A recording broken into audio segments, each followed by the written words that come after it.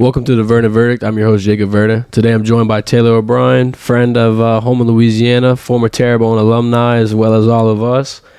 We got a show coming up. We're talking about pretty much social media, NIL, athletes' brand, and just the world now with the internet and sports. You do video and highlights and pretty much living your dream out here. How's that been? Man, it's been a dream. I think for anyone who is basically, trying to do something, the support of people around you, especially, like this from a hometown, is very crucial in chasing that dream.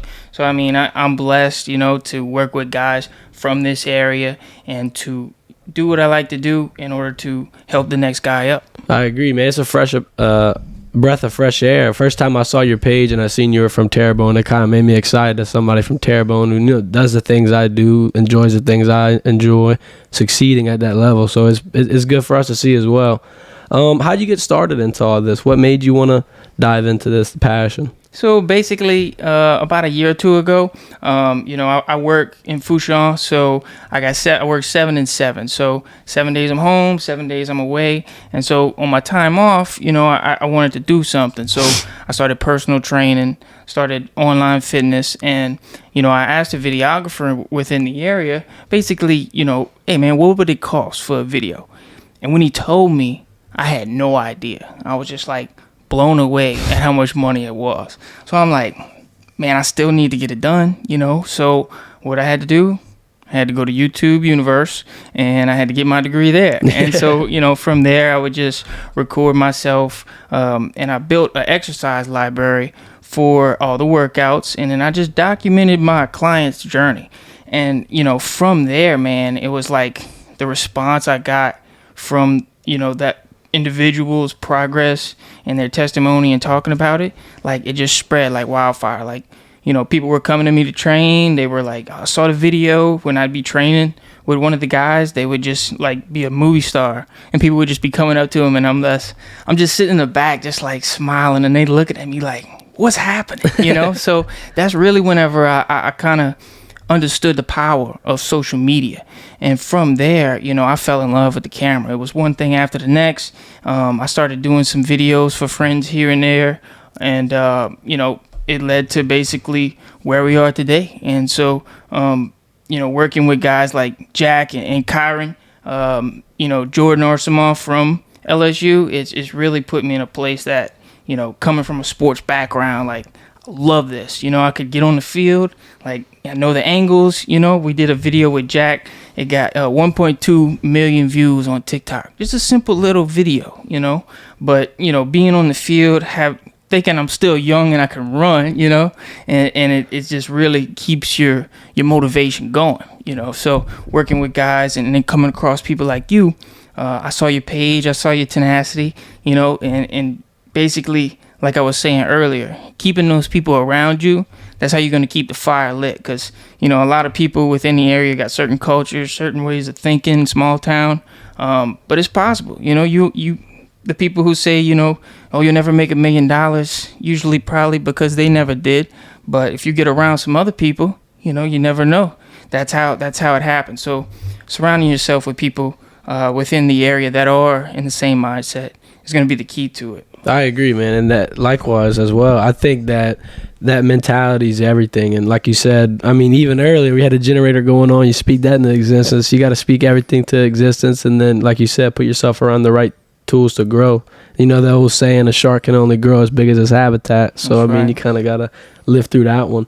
With all the camera equipment, though, I know firsthand I get confused, and there's just so many different elements into it. How did you go about learning that so well, honestly? Because I mean, I would have never guessed you taught yourself on YouTube. It really transitioned well. Yeah, well, a lot of coffee helps out, and so basically, you just take it one thing at a time. It's just like training in sports or training in fitness. It's a muscle, and so you get better at what you do the most. So basically, when I would start something, you just take one thing at a time. You YouTube how to open the program up. How to start editing a project, because most, episodes on YouTube, they already midstream in it. And I'm like, man, I can't even open up, the software. So it just takes time. Asking questions, I would jump in people's inbox all the time. Like there was probably 1,000,001 people who I messaged throughout this journey, and to this day they're now liking and commenting, and it's just like so surreal because you look up to these people, and then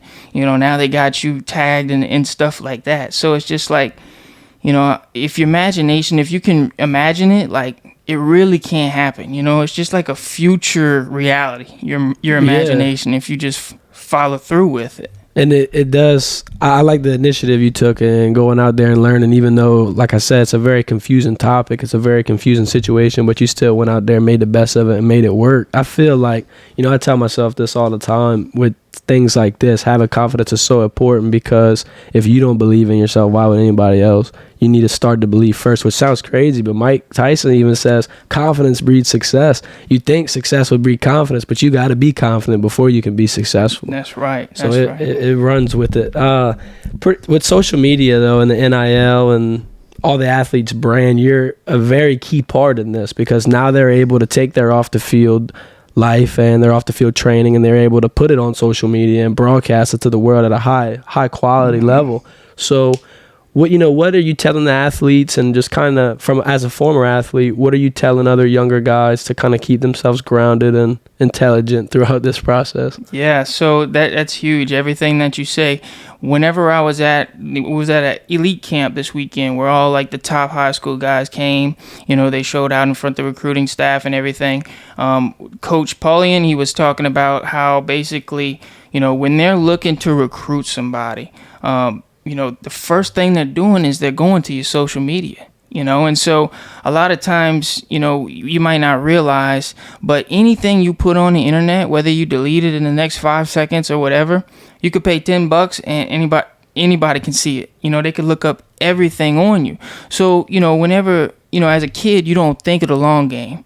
Right. And, now with the new NIL deal, you're basically an asset for these colleges. These colleges, can use you to promote their brand and whatever, just in Baton Rouge, there's some lawyers that now they're actually hiring some players to go do commercials. You'll see them on billboards.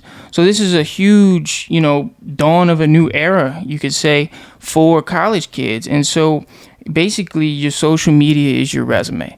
And, whenever I heard that coach say, the first thing we're doing is going to your social media, finding out how you interact, how you communicate. If they're going to make a $250,000 investment in you, they got to know you're not with the foolishness. 100%. So everything you post, you got to think of, how is this going to further my brand? And so, the people you hang around with, the type of music you dropping, and so I've worked with some people before, and their selection of music isn't my favorite, and some of the things they talking about, I'm like, hey, you sure you want all these words being said? You got fans that are kids, like they're watching you, bro.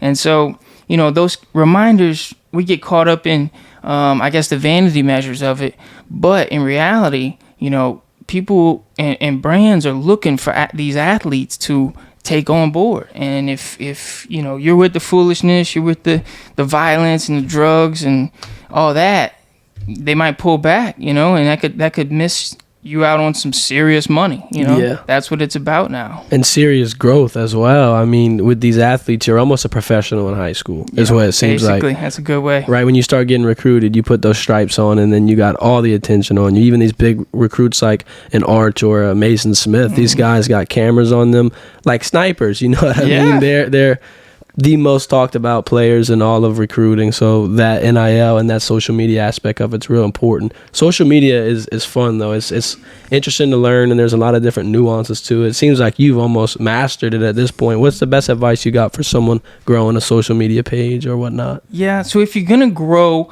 a page, I only have 2,800 followers, and I'm not like a big name, but the biggest things you want to remember is quality basically only counts for like Instagram. TikTok is more of a volume game. Facebook, that's where all the older people are, but that's also where older people who have money are. So, if you need to pick a certain platform and run with it. Twitter is big in the sports community. I'm not sure the return on Twitter, but I do know, Facebook is a big marketplace for content. I like Instagram the most just because the quality of the content is way better. And the fact that there's a feature called Collaborator. So basically what you can do is you can add someone as a collaborator, and it shows to both audiences. And so when that happens, your audience gets exposed as well as the person who made the post. So, I collab with Jordan a lot. He's the recruiting specialist. And basically every time that happens, I'm exposed to his LSU audience.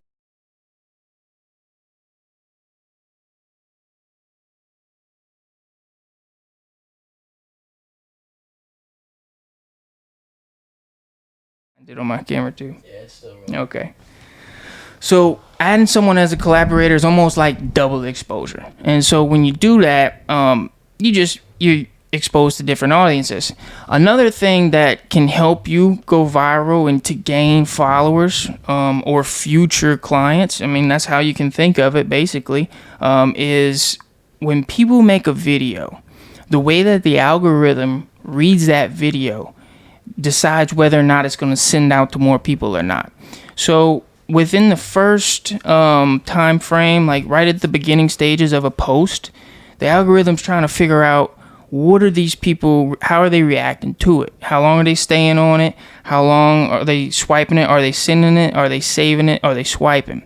And so the key to it is watch time. So if you got a video, you want to get 100% watch time. And so when the algorithm sees that someone has watched your video 100% of it, they're going to say, oh, we like this, let's keep sending it to more. So what do you think might be the key in order to getting a higher watch time? I mean, a lot of people, they'll go post a minute video, a 2-minute video, a 5-minute video. You think people are watching 100% of No. that? No. So the key is short, quick, 15 seconds or less is found to be the best thing. And you really want a strong hook in the beginning. Within the first 2 to 3 seconds, you want something to stop their attention. You want to get their attention. You don't want them to keep scrolling. So you get a strong hook in the beginning and keep it changing. 15 seconds or less, they'll accidentally watch 100%. Now you're getting spread out, throughout the virality of it. So there's all kinds of, examples of it. With the elements on the TikTok and whatnot, do you put text or just logos, or do you just try to keep it clean? And do you think that kind of distracts the viewer? Yeah, so I try and put my logo very small, especially if it's for someone else's content. Out of respect for if they're purchasing services, they definitely need something for them. Because if a big logo was smash up, they might go straight to my page and look for me, and that's taken away from them. Makes sense. But at the point where you're producing content for a lot of people who you don't know, who you don't have a business arrangement with, your content's going to get shared and spread maybe without your permission. So it is good to put your label on that work. And then, when people are watching a video, you see a logo, you know what's coming, you know who it is. And, that's how you spread awareness. And so, a lot of videographers I know, people with big names and big followings try to get free work out of them for exposure. Right. I'll give you some exposure on my page, and all that's going to lead to is another client who's got a big exposure paying you an exposure too. But my landlord wouldn't let me pay the rent with exposure, so I had to cut that out. And so but it's a trade-off. If you want to work with that person, you got to do free work sometimes, and it's an exchange of value, and so there's ways around it. But putting a light on some of these kids that don't have the opportunity or high quality camera, because it's very expensive to get all the gear and to pay for these services. So at this camp I had, they had some dads out there, like on the ground with a little camera, and I went up to him like, hey, which one's your son? And he's like, that one down. I was like, I got you. That's And so awesome. like that feeling of being able to give, for that sport that a father and a son are sharing for that, because my dad was a big part of my sports career, and like I remember he filmed everything, and so knowing that you can bridge that gap or help even a scout see that, with that. We just posted a video of a kid catching a route, get like 12,000 views in like one day, and like that kid would have never got those views if I wasn't pointing and shooting. Right. It's like he's a good kid, but he might not have been seen from that. Who knows where that'll lead. So social media is just a game changer these days. Yeah, I seen one of the clips from the elite camp on your page about the guy where he was kind of getting pressed off the line, and that's the one. That was clean. Yeah, that type of moment, like you said, the fact that you were able to highlight the before and the interaction and show his grit and whatnot, and then him absolutely torch him on the route. Yeah. That was a great route by the receiver. So yeah, you're right. That type of content is almost vital for a recruit, because now he's at LSU's elite camp doing this. Now Alabama might be scratching some chins or some heads. Like, man, we might have to invite some of these kids over here. Yeah. Nick Saban is definitely a prima donna with that Louisiana recruit. Trying to come in here and snake some guys. How was that elite camp? How do you see? What do you think about the talent over there and all those guys? Man, they were, as I was telling you earlier, I am horrible with names and everything, but I was over there, and I know a few of the recruiting staff, and then Sam Spiegelman, he's an analyst who was there, and he was following some of these guys. They had guys they were telling me going to be like #1 draft picks one day, and wow. Like they had some cats, they had Lil Moses, I think they called him. His brother played. They had a big old lineman. I have all the names written down, but I can't recall. But, these kids are just monsters at a young age. Some of them going into the 10th grade. And I'm just like, yo, how you doing, sir? Yeah. And it's just like, it's cool to be a part of that and see the behind the scenes. You got Kelly walking around, Coach Kelly with JR, and they're scouting, and they're going up to players, and you don't know what they're saying. They're talking to them, and these kids, like, when the coaches come around and they're just looking, the kids just put on. And at that age, it's a lot different than the NFL, because the NFL, everyone's got their money, they're kicking it into cruise control. At the college level, you fighting to get to the NFL, but at the high school level, you don't feel pain, and it's like these kids are just out there, running their mouth and just playing hard, and like when they still love the game, at that age, that's fun, because that's when you hungry. So it was really cool to be a part of that and to see those kids and the parents, that's the biggest part, rallying around those kids. That's why I enjoy college football so much. Like you said, that drive, it's still there. And then high school football even more so, because they haven't even gotten the offer yet. Once you get to the NFL, it does seem like there's a lot of guys, like Pat McAfee would say, it's not everyone's motivated by winning. Some are motivated by money. Some came in here to get paid. Now they got opportunity to make $100 million. They're going to take that over winning all day. Yeah. But these kids at these elite camps, they're definitely turning the page and showing not only the Louisiana grit and culture and mindset, but just the mindset in general of an athlete and how they take off. You've worked with a lot of great athletes, so you've seen the mindset firsthand. How was it working with guys like Jack and whatnot? What was that like? Man, it's different, because you don't want to be, you see them on TV and everything, but like, when you're around them, it's a lot different, because you see their personality. You see things that isn't shown on television, and so being with these guys, like Kyron, he's from this area, he's from Thibodeau, hometown hero, putting the spotlight on him, it's just like he gets it. He's very smart. He understands the following he has with the younger generations coming up, and so working with people like that who understand the importance and their power of basically influence, is something cool to see, because some people, they just too cool to post, and they too cool to, everything comes easy for them, but right. Guys like that who really get that is bigger than them, working with them, that's what I enjoy. And kind of how I got into it, Tay Martin, he's from Ellender. That's where Jordan and Tay, they knew each other. Tay just went to the 49ers, and like I was shooting with Tay before, so working with Tay's content, doing some content for Jordan, the players reaching out. I've got other LSU players messaging me. I'm on the field at elite camp, and they're coming up to me like, "Hey, bro, your stuff is pressure." That's and awesome. I'm like, "Oh, bro, it's just like it's cool because your work's getting seen, but like it's not just my work; it's the ability to be seen, so I can produce this work for the next kids coming up that don't have the means to basically, get somebody to come out and put a camera on them, So working with these guys has been a true privilege.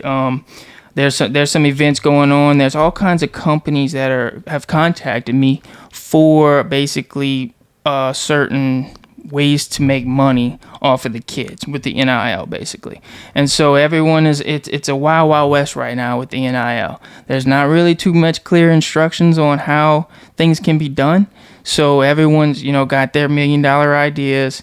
And so you just got to pick and choose who you want to work with. And the most important thing is making sure these kids are set up to, make means after, off the field. Right, and that's the most important part about it all. The NIL, like you said, is kind of like murky water right now, uncharted territory. It's interesting. There's a lot of controversy with it, whether it be Alabama or Texas A&M getting back and forth with Jimbo and Nick Saban. But what do you think about the NIL in the high school whenever you found out they were able to get paid? There was kind of mixed reactions on it. Yeah, well, I think, the colleges are making money on the kids. If you got a good, solid program, you're selling merchandise, you're selling ads, you're doing good. If you got kids that aren't producing, you're not making sales. So, I think the kids should, they're risking their bodies. Yeah, they're trying to get to the NFL, but they're also contributing to your program. So I think it's something that's very important to this. I speak a lot about Jordan Arsenal. He was one of the main spokesmen for this kind of movement. It's always been amongst the college theme of the NIL. I think there was a movie that was recently made about the kids not playing in the championship game unless they were paid. So it's been an ongoing thing. So I think the kids who don't get to the NFL, who have lifelong injuries in college, can benefit from something like this that can potentially set them up to, help the next man up or serve their talents elsewhere. Makes sense. With the NIL in college, too, another thing, the way I looked at it, which is interesting to me because I haven't heard a lot of people talk about it. With a college athlete getting paid, like you said, their main goal before this was to get money in the NFL. Now you kind of satisfy that goal a little bit, and it might honestly help the team stay together and have kids come back and not go to the NFL right away because they don't need that check. They got the check, they got the money, they got the exposure, the experience, and they can return for a fourth year or whatnot. Like you don't see many guys in NCAA do anymore. Right. So it could... like for instance, if that 2019 LSU team returned and they all got huge NIL deals, we would have ran another natty season back to back potentially. So that type of stuff is what I guess makes me think the NIL deals are kind of, not going to say they're necessary, but it'll be vital to the way the game's going to change because sports always are constantly evolving. You got all kind of guys doing different things like a Steph Curry who's going to influence basketball with the three-point shot, or a Peyton Manning who's going to influence football with the audible calls at the line. You got a lot of things that you can look forward to changing forefront for sports in general. Yeah, it's a good opportunity. You hear about, let's say like Rouse's puts up a certain athlete on their billboard or something. It might make you think about Rouse's a little more than going to Canada's or something like that local. Right. And that's what they're able to do now. Basically just sponsor a kid. The kid gets, some backlash from it. Not backlash, but they get some benefit from it. And so, I think that'd be cool. And it's definitely a pivotal moment in the industry for sure. When you're filming with these guys, what are you telling yourself? How are you pacing yourself? Like, is there anything you gotta kind of work on, or anything makes you nervous? Yeah. So whenever I'm recording, I like to shoot vertically because it fills the frame for Instagram Reels. That's how it goes viral. And so I want that vertical aspect. I don't want like a regular long ways video. Right. So whenever you flip it sideways, you lose a lot of real estate on the screen, and so whenever I was filming like the 7-on-7 and I'm on the quarterback and he throws it across the field, like it's hard because like you lose your shot or you miss the catch or someone's in the way. So my biggest thing with that is just worried about missing the whole shot. You get a kid with a crazy catch and you miss the whole shot. That's the worst part. But for the one-on-one workouts like we did with Kyron and Jack, that's a little more intimate. That's a little more scripted. Like, hey, put on this GoPro. Watch this drone. Don't look this way. You got a little more leeway and a little more control compared to like, on the field where it's like spray and pray. It's like, and then you get back to the footage and it's like, man, you only got some usable things, and so that's the trouble with it. But there's a lot of guys, I was talking with who was like trying to do sports videography and trying to basically just document it, and so if anyone, I think you should put a camera on you if you got it, if you got a buddy, go buy you something that could record a higher frame rate around 60 frames or something, and just try it and basically record your progress, document your journey. It don't have to be a movie, but document your progress, because one day when you're far advanced, you got that footage that you can never get back again. It could be of use and showing others, like a Kanye West documentary type thing. Yeah, like a Kanye West. Yeah. Dude, he's a big influence too. I don't know about that, Kanye, and all the influence he's had on everything. But that's a good idea. I will do that. Yeah. With the Instagram Reels though, we were talking earlier a little bit how you make it, like the real estate. You were saying you kind of can manipulate different things to help adjust depending on the clip. What have you learned throughout your process? I'm assuming a lot of mistakes and learning through failure is a part of it, but have you ever any moments where you're just scratching your head confused on if you'll be able to put something together? Yeah, there's times. I like to shoot a lot of slow-mo. So, I mean, you find a trend in audio that sounds cool, it's a little catchy. You just need a few seconds of a slow-mo clip. And so, like I mentioned with the vertical videos and vertical format, that's like TikTok and IG Reels. I find those do the best because when you're scrolling in the feed, it takes up the most real estate on your phone. Like, it covers your full screen compared to if you see someone shooting with a camera like you regularly hold it. It does a horizontal video or 16:9, and you could actually see the post above or below you. And we're so ADD in this day and age that will take away from that post. So it's crazy how much psychology is involved in social media. Right. And so, I've watched YouTube videos and followed big names. I've got a lot of big influencer friends, and they all say basically the same thing.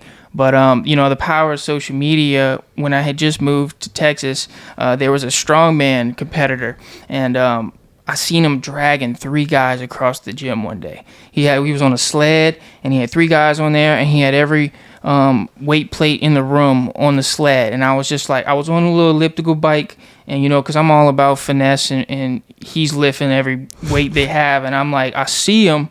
And I got my camera in my bag, and I'll just like jump off the bike, and I go over there, and like he's huffing and puffing. I say, hey bro, I'm new to the area. You mind if I get some shots? And so he's like, fast forward to today. When I met him, he had 100 followers. Now he's at 10.7 thousand. And so the power of social media is just crazy because, had he not had someone putting content in front of him, right, and he might never have been, grown that big. And don't get me wrong, he hustled and he did his leg work in keeping consistent and keeping the algorithm in that strongman category. But, from that, he'll post and get, 800 likes in 3 minutes. And it's just like, it's insane to see the power of social media, and so having the ability to be a part of that, it just is something you can't really talk about. But like when you see a growth like that, we're all addicted to growth. With you and your setup right here, like this is cool. This is growth. And from let's say 5 years from now, you're gonna have a whole different setup. And It's like we become addicted to the process of growing. And I just think that people are so worried about the final result and the final outcome, they miss the process, and the work is the reward. Yeah. So, just take everything in, no matter what stage you're at in your growth, because, everything you're imagining and everything you see yourself doing, like, that's going to happen. Like, it's done. Like you said, the power was out when we got here. The generator was running. It was loud. And, we was like, man, it's going to kick back on. And I'm talking like 2 minutes before we hit record, that sucker kicked off and the power's back on. So It's just like, that stuff can get a little trippy, but it's all real, No, I agree 100%. I agree. I think even with the social media, keeping yourself focused and just realizing that it's consistency. And then, like you were saying, the instant success, like some people have it, but I wouldn't get too caught up in it. And I guess just prepare yourself for the long haul. That's what I've had to do, at least. Just make sure that I stay focused and put my content out. Because like you said, it's going to happen. I heard a quote from Kobe Bryant that kind of made me feel a lot better. Like you said, people are too distracted by the long goal, but you'd really want to see what your next step is, and you wouldn't even want to doubt the next step, because the next step, win or lose, you got to go on to the next one. He's like, if you win, you wake up the next morning, you got to win again. But if you lose, you wake up the next morning, you got a new day to win. So you take it really day by day. That's the best way to keep yourself fresh and not harnessed down by any emotion or disappointment or whatnot that content creating will produce. Yeah, it could get lonely, but I mean, like you say, with those attitudes, those quotes you say, like, as you say those things, like, it reflects as a person on who you are. Like you and I, we didn't really know each other, but like seeing your videos and like hearing like the confidence coming from you, like, that's contagious. That attracts other people like you, and that's why we linked up. So I mean, keeping that fire going is something that's so pivotal. It's a muscle, just like anything else. It's a positivity muscle. So everything I do is all about mindset. With my coaching, my working out stuff, that's all mindset driven. And so you can give somebody the perfect routine and the perfect sketched out plan, but if their mind's not right, it don't matter. So it's like keeping that alive, keeping those people around you. It's got to be, you got to keep those quotes in front of you, like you say, because usually the most positive people have been in a really negative place before, and it's like, we work so hard to avoid and go back from there, because it's easy to be negative. It takes no effort. You could wake up and be negative, trying to get in that positive mindset after you wake up. That's the real, skill. Yeah. So, being over here with you and seeing your progress, having Jack on the show, and, you threw up this setup right here in this living room like nothing. It's like this guy's going somewhere. Well, thank you. I appreciate it. It means a lot. I'm working hard to make sure that we get there, man. People like you, like I said, around the area and that are succeeding and making it. That's a good turning point. Because I was watching your content before we interacted, and I was like, man, this dude's really doing it, especially with Jack and Kyron and whatnot. Those clips were huge, man. Everybody's seen them, and like the guys said to you, it's pressure. Yeah, it looks good. If I was an athlete, that would be what I'd want for my highlights. Exactly. And I remember what it was like, with my dad going back after the TPR games and looking at the footage. It's like real shaky, but it's like, I love seeing myself on camera doing really good stuff. So having the ability to get that to someone is just truly, it's a reward, and like having Kyron and G Sports over there, they were shaking hands, and like I caught a picture of them like shaking hands, and then I saw G post it, and he was like, man, no, you don't even know what this picture means to me. You know what I mean? So it's like two Thibodeau boys out there in LSU, doing their thing, and like I got that moment for them. Yeah, you know what I'm saying? Timeless now. Yeah. So it's like it's a mutual benefit, because they got that forever. It's a piece of history. I'm a historian. Over anything. Really? So it's like it's the creative vibe of it. But like you were just mentioning, how creating content, it could put you in a place of feeling like it's not good enough, or my content, people are putting out way better stuff, and it could get lonely sometimes. You don't have the interactions, you don't have the likes, but just keep posting. I'm sure everyone knows of Gary V, and basically he's a volumes guy. So he's like, just post 7 times a day, and we don't have a team to do that for us. Right. But just stay consistent, post as much as you can. I like posting more quality work now, just because like that's what I'm pushing as far as that. But TikTok is more of a volumes game. You can basically post once a day and like get 300 views and it have no substance, but people Right. would just look at it. And so, don't be afraid to post. Creativity wise, just, take from everybody here and there what you like, and you'll develop your own style. I agree, and I've seen that what you were saying, how you look at everybody's different work and whatnot. And one of the best ways I make thumbnails is by going look at trending videos and seeing what they do. Because in our reality, like, it almost seems taboo, I guess, to say you got something from someone else, but that's art. Mm-hmm. Art's always influence, whether it be the type of art or like what you've seen from someone else. A lot of these movie shots and stuff are tributes to former movies that came before them. Yeah. So that's almost essential in a way, because they found what people like and what people gravitate towards. So you'd almost be crazy not to use it. Yeah. It's low-hanging fruit to grab. That's it. They say it's art, not science, so it's all subjective. And, even with quotes, people are like, I didn't claim this, but I heard this quote. No one claims any of the quotes that were probably ever made. Everything's recycled from the next man, Yeah. And so don't be afraid to share it. Something that really helped me as far as like sharing my progress and sharing my journey was think of yourself as a third grader helping out a second grader. So you're not at the top of your class. You don't have to be in order to share some kind of information or something within your field. Just have some confidence. They don't know what you know. They only see what the little screen says.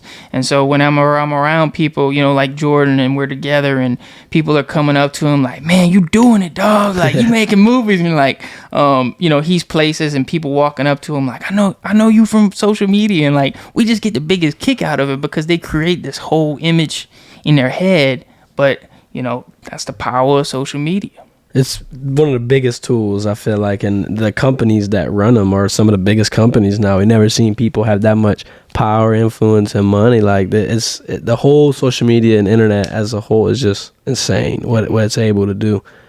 Well, you've been around LSU a lot in Baton Rouge, and you've gotten to see the ins and outs of a lot of stuff. What do you think LSU's prepping for going forward next season? Man, it's going to be really cool to see. It's going to be really cool to see Coach Kelly and his personnel coming in there. They're very calculated, and like offers wasn't getting thrown out like in times past. They're very articulate with how they move. They've gotten a lot of commits that have come in from big names. So I think with this new regime, it's going to be interesting to see. You got Kyron coming out from UL. He's going to turn up. You got the quarterback spot. We don't really know, and Jack's put on some weight. People are like, isn't he a tight end? But he might be a receiver. It's like there's so many gaps on what to see. So it's going to be interesting. I think it'll be fun to watch. Yeah, I'm excited, like you said, with Jack transitioning back to that wide receiver role, getting big, getting fast. Kyron's coming out here, going to provide some good relief. Yeah. The quarterback position, it's murky, but, man, we got the Man at Passing Academy coming up, where I'm going to talk to Miles Britton a little bit and get some insight on it, but, they're going to be pretty hush-hush about it. I think, man, if I had to pick, I'd go Garrett Nussmeier all the way. People are, confused with the way he's throwing and worried he'd quote-unquote ruin the offense. I heard that last week. But I think Garrett Nussmeier's got it between the ears. His coach and his father, I guess you can call him, Doug Nussmeier, he's really balling, man. The father figure being a quarterback coach is insane. Yeah. You got that around you 24/7. That's probably one of the most vital things for Nuss and his growth. What do you think of the new transfer quarterback? Jaden Daniels? Yeah. I believe Jaden Daniels has just as much as a chance as Nuss. I feel like it'd be a two-man race between them. They're both dual threats. They're both able to push the ball down the field. My thing with Jaden is he's coming off a 10 interception season, which is roughly an interception a game.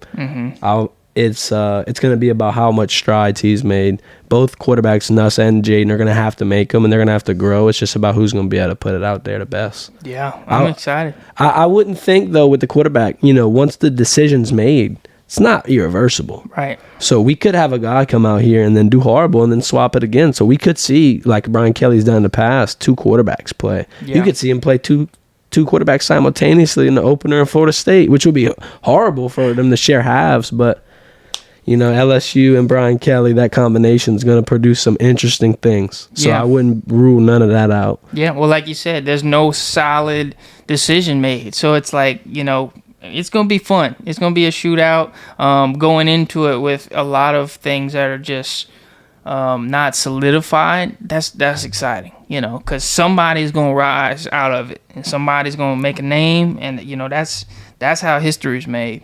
And it's going to be a fight. It's going to be a dogfight. A lot of these quarterbacks in college are great, but at LSU, it seems like they got some of the most talented guys in that room. 4 quarterbacks who all could start, especially at the SEC level. That's probably the most insane thing, I believe. Yeah. So I think going forward, I'm looking forward for LSU football. I mean, the basketball team's kind of resuscitating a little bit. Mac McMahon seemed to piece some things together and be able to. Man, that the whole team leaving, every scholarship player leaving at first was rough. Adam Miller comes back, Mwani Wilkinson comes back. We're going to miss Darius Days and Tyree Eason. They're going to be heading to the NBA, going to the next level. What do you think about all the LSU guys, whether it be football, baseball, NBA, going to the professional level, succeeding, and just help building that LSU legacy? Yeah, well, I think that says a lot about LSU. If they can go out and get that talent, and then them guys do well at LSU, it just says a lot that LSU has an eye for those guys. That they could have went anywhere, but LSU saw something in them that set them up to get to that next level. So, it sucks in a rebuilding year. You got those guys leaving the program, but guess what? There's a bunch more coming right back up behind them, Like you said, Brian Kelly, and then they're very, calculated. It transfers over because I guess that's kind of a tribute to the athletic director and Scott Woodward, with what he was able to find in Brian Kelly and Matt McMahon and Kim Mulkey and Jay Johnson. He really built a group at LSU that is all cohesive. Everyone's focused on one common goal, winning, and they're doing it at the smartest way you could. They're all going in. It's a numbers game. All the athletes, their diets or their workout plans are very, very, not necessarily strict, but they're very personalized. And that's the most important thing. You got guys like Nuss that's going to gain 10, 20 pounds for football season. Jack's out there looking great. Mason Smith's cutting body fat, gaining mass, gaining pure muscle. I think LSU's valuable in the way they treat the athlete. You got guys working in the mental health side of things that I've gotten to talk to who really, in the day-to-day life of an athlete, are probably one of the most positive influences that they'll have. So LSU has all the gears moving for one big, giant machine that is a championship-winning beast. Yeah, it runs like you said, like a fluid machine. I mean, the recruiting guys that they got now at LSU, they're connected, throughout. They're just go-getters. And so Kelly has those people in place with ties throughout, the whole South region. So, having those guys in those places to do those things and to put your eyes on those certain people, that's how you keep those recruits coming in, and so they were saying, get you 10 plays from put them on huddle, and send them in, send those tapes in. The coaches were saying they watch all of them, and so you got to, closed mouths don't get fed. Right. So it's like, you got to be able to put yourself out there. Don't fear rejection. And, at the end of the day, they're going to remember you for your tenacity. And, if you bother them to death with the pursuit of your career, they can't fault you for it. So that's a big thing. And basically, he's got all the people in place. So it'll be interesting to see what comes out of it. It is. I agree. Well, would you like to say anything else before we go ahead and log off here? I was just say, man, I appreciate you having me on. Keep everything going strong, bro. I love seeing people from the area, like yourself, just basically putting in the work. Even when it's quiet, you don't have the cheers like everything else, and everything's gonna pay off. So that's just about everything. Thank you for the kids coming up too. Man, all those big dreams you got, it could happen as long as you follow through. I appreciate that, man. It means a lot. Well, this has been the Verdant Verdict, and we got a lot more coming forward. We got some more clips showing up. Y'all can follow us on TikTok at Verdant Verdict, Instagram at Verdant Verdict. Go ahead and plug your socials as well. Yeah, I'm on TikTok and Instagram at Tailored Technique, TAILORED Technique. We'll have the link in the bio for both of us as well. I appreciate you coming out, like Absolutely. You said. And this has been the Verdant Verdict. Thank y'all. Y'all enjoy.